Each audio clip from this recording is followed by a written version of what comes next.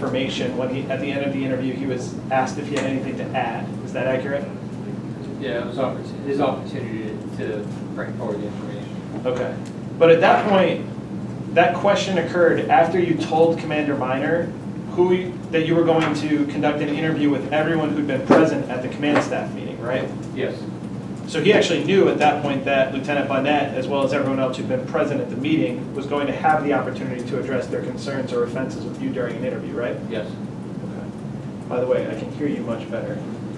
Thank you. So in the next section of your report, which is on page 155, you talk about Minor alleging that he believed the investigation was retaliatory, right? Yes.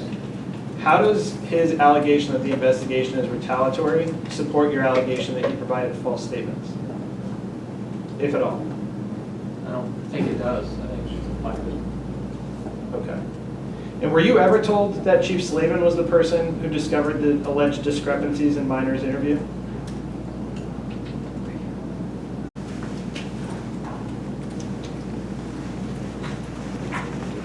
And if there's anything that you need to reference in there, you can.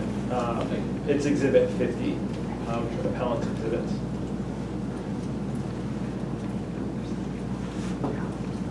So you chose to interview Chief Slavin, who was the target of the investigation first, right? Yes. And it's your testimony that that's consistent with your normal practices? No. Okay. But it sometimes happens? Yes. And you did not feel the need to go back and interview Chief Slavin about anything further during your section of the investigation? That's right.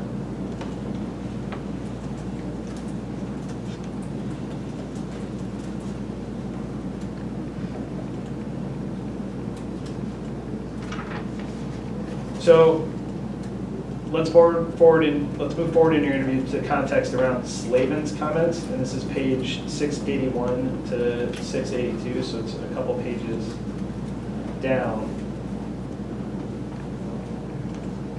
So you told Ms. Cronin that you thought that Chief Slavin believed that there actually was a gay newspaper. You see where I am there? I remember that. I don't see where you're at, but I remember that. Okay, it's on page 681, and I'll read you the quote. It says, and I think also that he thought it was literally a gay newspaper, okay, not instead of a satirical one. So that was your statement. Okay. But it's actually possible that that's not what Slavin told you even in his first interview, right? Slavin actually admitted to you that he was trying to make a joke, but not a very good one, right? Yeah, he may have said that in the first interview. Okay. So the quote was, and somebody made a noise kind of associated with the French language, like ha ha, and then you say okay. Slavin says something like that in response to that, and I guess I'm trying to make a joke, not a very good one. I said, was it like the gay newspaper or something like that? And that's on Minor Appeal 89. I remember that. Okay.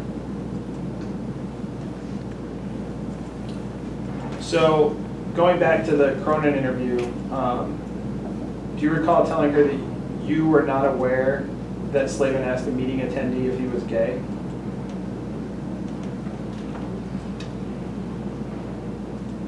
Can you refer me to that page? Sure, it's on page 683, which is your interview with Mary Cronin. Do you know what that course is? That on your lap? Yeah, it's on the book. That joke, right? It's on page 689. Yes. But Bob Bonnet also clearly took offense to this bad joke, right? Yes. Okay.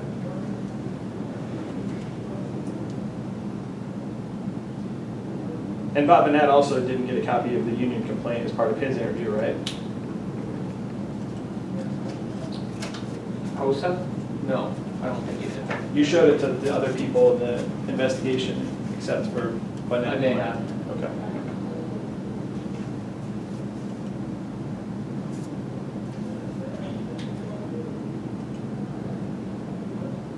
So, in your interview with Ms. Cronin, it goes on page 690, if you're curious, You told her that you believed Slavin's comments were an AR 333 Part 2 investigation because they were meant as a joke and people were offended, correct? Yes. And this is based off of the interpretation of the AR 333 version that you included as part of your report? Well, that is part of it, but I've also done other AR 333 Part 2 violations, so I'm aware of the Part 2 part of it, Part 2 part of it. Okay.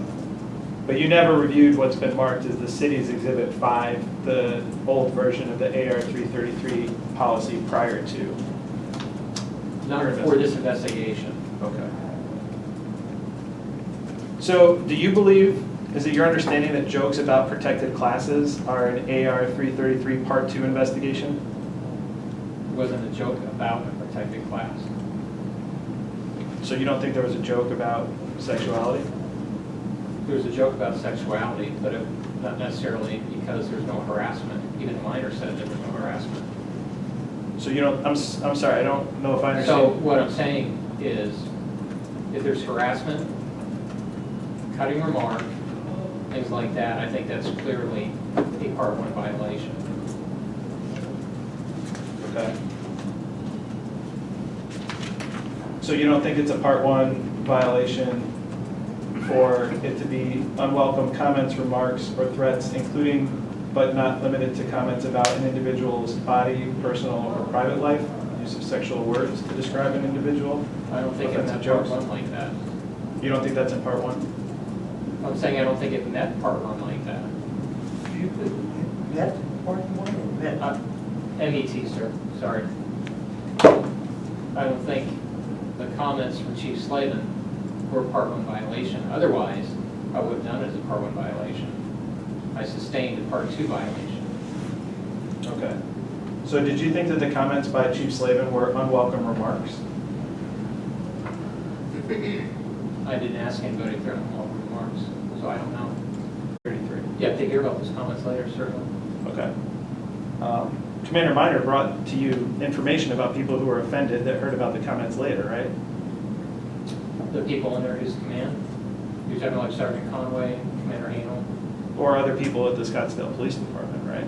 Yeah. He went around and asked them if they would be upset and offended by that. That was his characterization to you, that he's the one? Generally, yeah. Okay.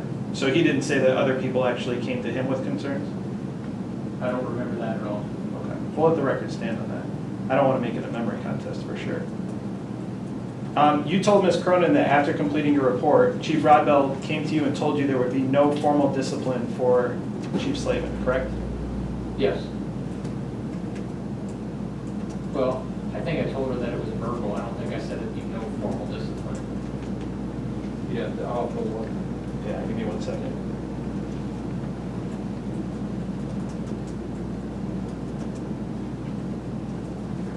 So the quote was, this is you referring to Rodbell. You said, he said, I've already given him verbal counseling, and so he wrote that verbal counseling, no, I think he wrote verbal counseling, no further action.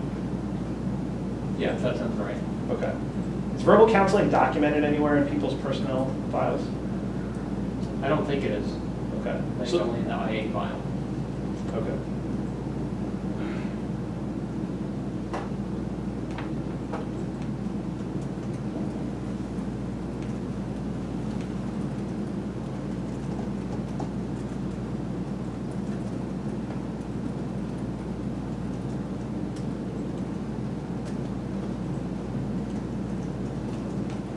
Skipping some sections. Give me a moment.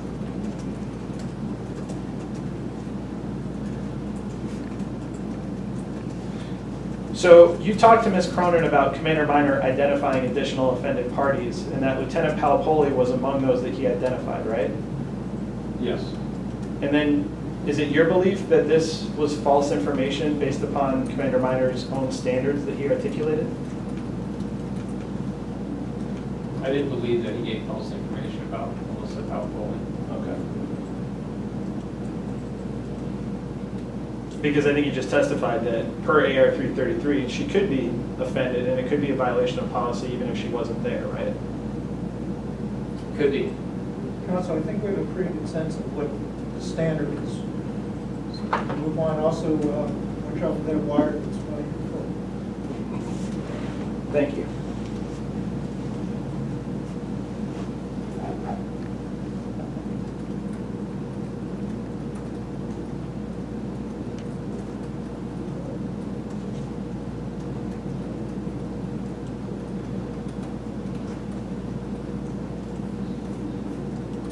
So during your interview with Ms. Cronin, you talked about written allegations made on behalf of Commander Minor where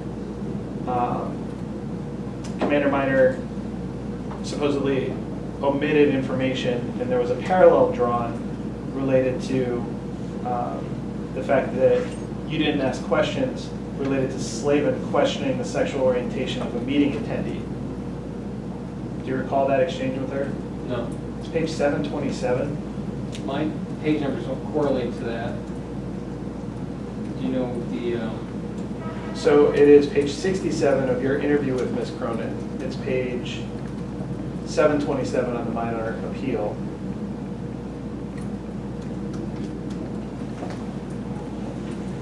So the question and exchange, I'll read it to you just at the same time. She asks, okay, well then let's see, it talks about your interview with Slavin, okay. During this interview, this is at the bottom, during this interview with Slavin, Sergeant Lewis did not ask any questions regarding the sexual orientation of someone during the meeting. And your answer was right, so I didn't know.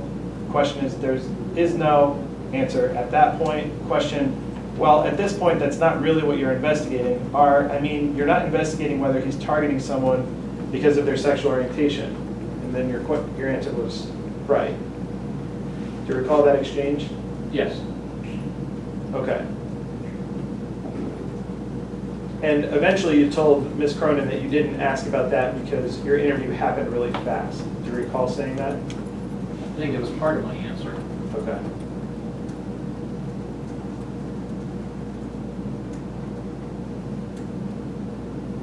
And there was an exchange between you and her, and this is for the record, it's on page 729. There's an exchange between you and her about how you interviewed Slavin almost right away because he was leaving.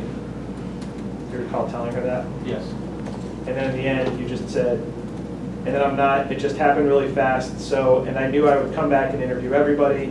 I didn't purposely omit asking about that, basically. Yes. You call that exchange? So isn't that what Commander Minor told you, that he didn't intentionally omit information or try to mislead your investigation? He did the second interview, yes. Okay. And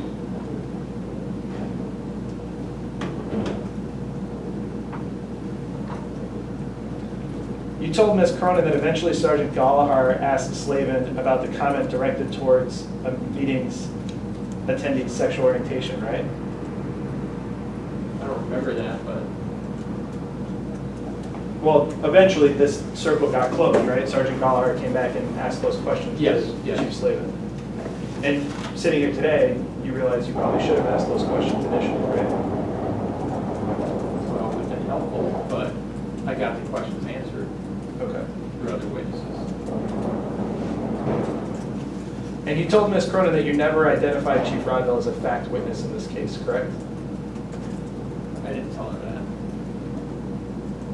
Okay. Let's go to page 730. Using your iPad, I'm sorry, Sergeant Lewis, I do believe in a different folder, the thicker one, your transcript with Ms. Cronin is there.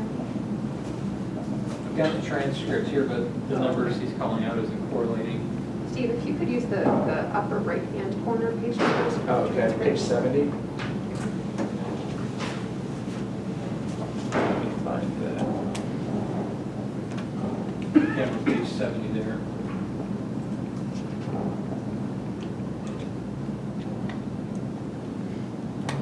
Okay. And it extends on to page 71. Okay. And the question, I'm looking at the bottom, so it says, more importantly, when Slavin reported it to Rodville, let me ask you this, did you ever circle back to Rodville and ask him what Slavin had told him when he, unintelligible? The answer, later on, when, yes. Sergeant Gallagher was doing that, he did, and Rodville said, I think he did, he may have, I don't know, it's been so long. And then she asked, so you got the impression that he fully reported? Answer, had the full story, right, okay, right. Okay, that's what I thought. So you may have not forgotten to ask it or re-ask it. Yeah, I didn't purposely omit it, I didn't ask it. Question, but he certainly disclosed it to Rodbell. Yeah, I mean, that's what, Slavin wasn't trying to hide the ball. Answer, that's what we found out, right? Do you recall that exchange? Yeah. So part of the reason that Reading you, transcript. so part of that reason that you determined that Chief Slavin wasn't trying to hide the ball is because Chief Slavin had already disclosed important information to Chief Rodbell, right? That's not what I got out of the exchange with her. Okay. The one who said hiding the ball. Okay. So that's not how you, do you think that it was relevant to your investigation or the questions you asked that Chief Slavin had already disclosed information to Chief Rodbell? Would it have been relevant? Is that the question? Yes. And that was something that you wrote about in the Slavin investigation, right? That Chief Slavin had reported to Chief Rodbell Oh, his yes, conduct. yes. That was something that you considered as part of your factors in that investigation, correct? Yes. And your determination was that there was no effort by Chief Slavin to hide the ball, correct? No, I didn't make a determination. I said that he was trying to hide anything. Sergeant Gullihard looked into it. If you look at the transcript, I say, I don't know, it's been so long. Okay. But I didn't say anything about hiding the ball. Counsel, let's not, you're spending a lot of time on an interview we had 6 months later. Let's get, try and move this along. You said 15 minutes for 20. I think I said half an hour. To be fair. So you're still at 20. So, moving forward, you told Ms. Cronin that the reasonable explanation that Minor could have given you was that if he had told you that Minor assumed that you already knew the information that you failed to ask him about, right? Can you give me a page number, please, Steve? Yeah, it's page 739 on my part, which is page 79 of yours. And you say, then you go, okay, well, that's kind of a reasonable explanation for it.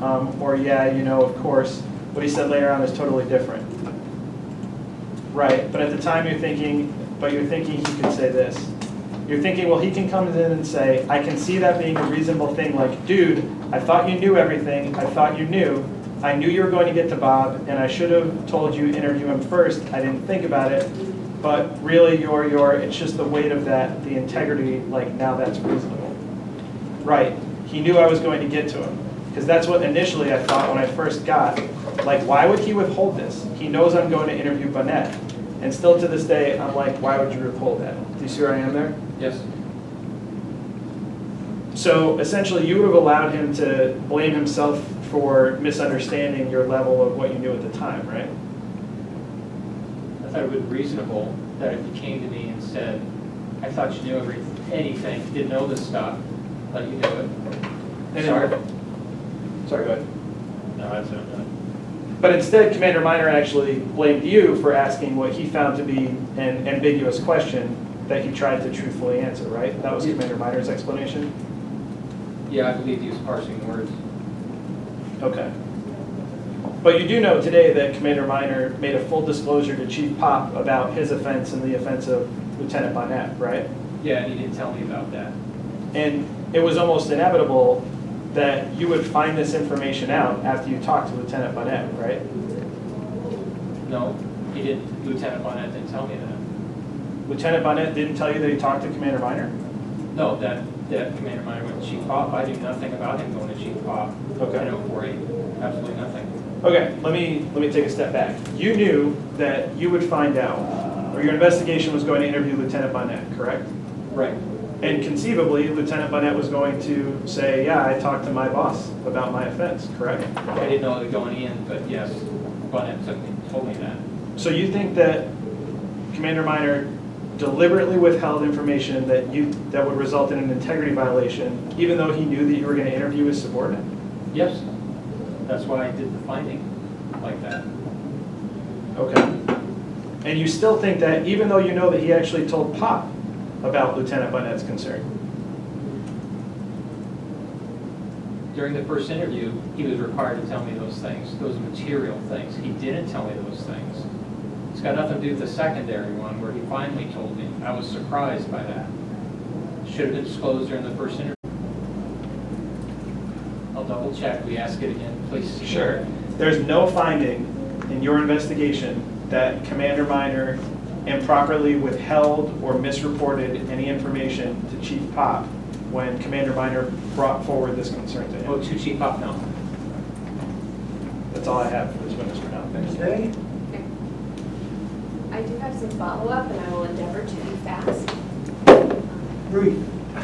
Fast. Do better than a double.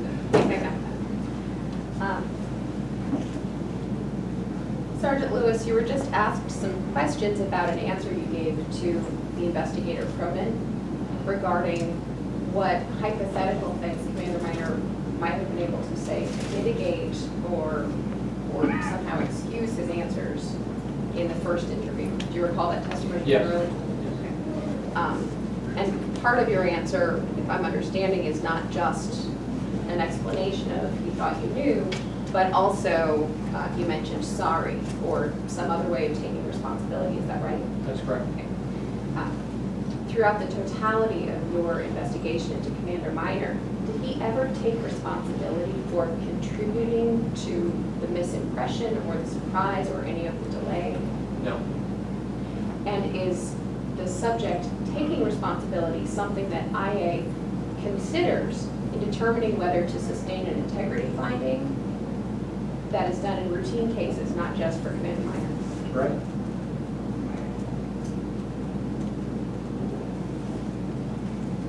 We do know from the record that Commander Minor knew following that first interview that he had not been complete because he sent you a follow-up email. Is that right? right, you did.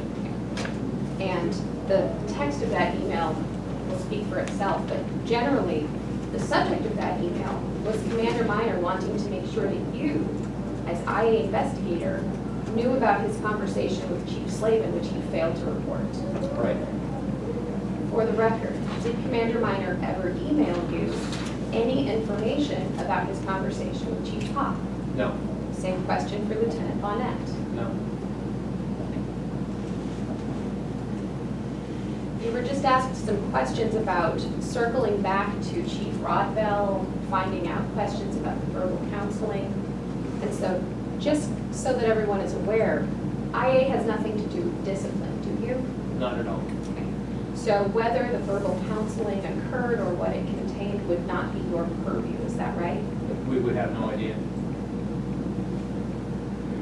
You were asked questions about the record keeping for that verbal counseling. Do you recall that testimony? Yes. Okay. And if records of that verbal counseling appear in people's annual reviews or employment files, is that something that you would necessarily know as an IA investigator? I would not know about that. And we do know that Assistant Chief Slavin's sustained 333 violation exists in a written record that was Chief Slavin's own email that he circulated through the department leadership. Correct.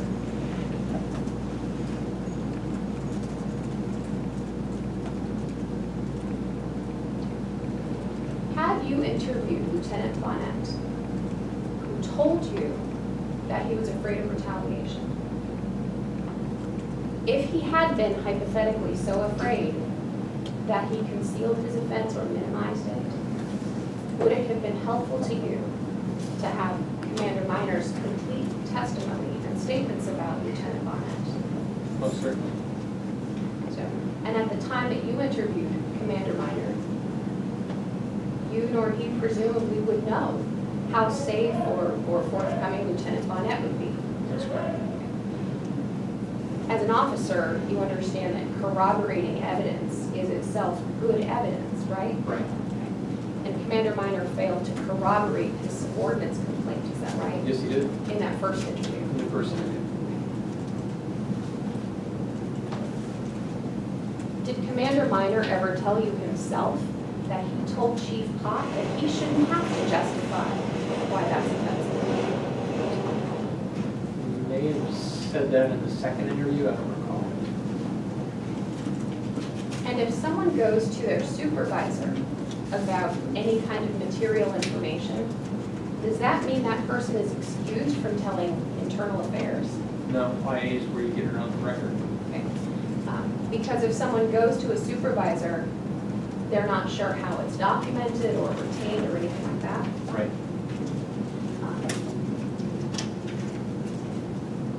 Are you aware of any instance where Commander Minor, in writing, described the offense that he or Lieutenant Bonnet felt at any point prior to your second interview with Commander Minor?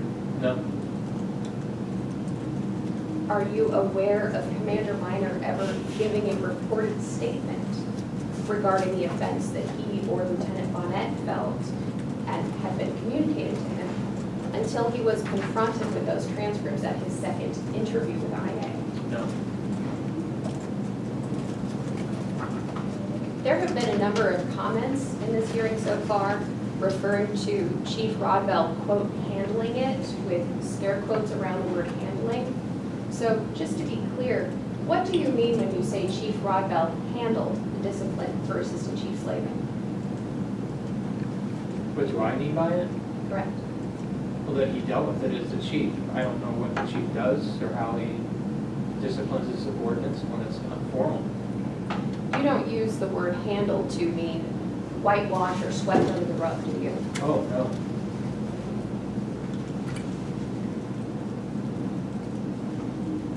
Your testimony throughout has been that Chief Rodbell never told you about conversations that were relayed to him regarding Commander Minor or his conversation with Chief Pop, is that right?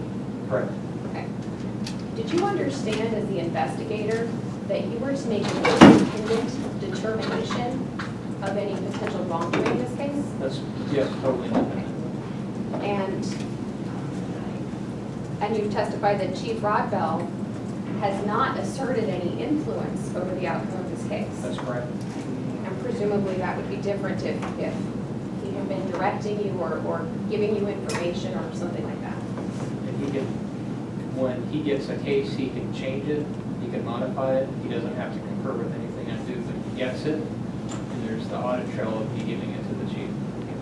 So your independent investigation creates a neutral record of what the investigators find versus what the chief may or may not know beforehand. Would you agree with that? Yes.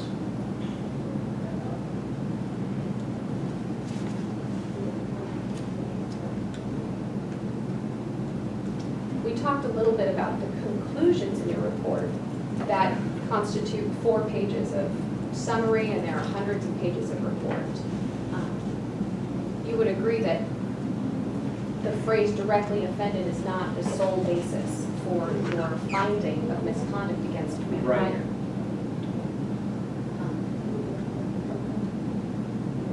We've talked a bit about your interview with Lieutenant Bonnet and the fact that you were able to see him firsthand and determine whether the interview was a relief to him or provided some support. Is that right?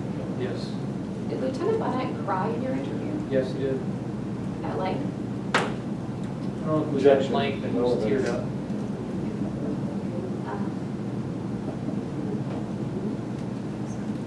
And part of your conclusion in this case is based on your firsthand observations of that. Is that right? That's right.